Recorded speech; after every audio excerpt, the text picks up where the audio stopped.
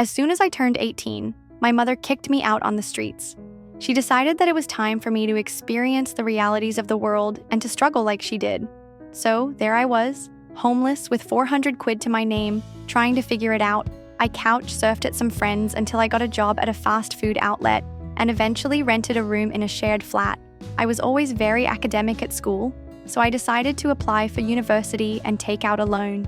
Strangely, I kept in touch with my mum, and she used to get angry whenever I told her about my plans for further study. I will never forget the time she emailed me at 3 a.m. to tell me that the open day I was going to was useless because university is full of rich people who I will never fit in with.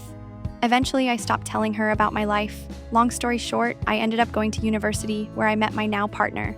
At the time, I didn't know they were wealthy because they didn't act snobbish or entitled. They lived a pretty average university life, sharing a house with friends and shopping at discounted supermarkets. It was not until years later, when we were about to be married, I found out about the wealth they are acquiring. I never told my mother about my marriage or their wealth. She passed away a couple of years ago, thinking I was some brainwashed liberal with a useless degree.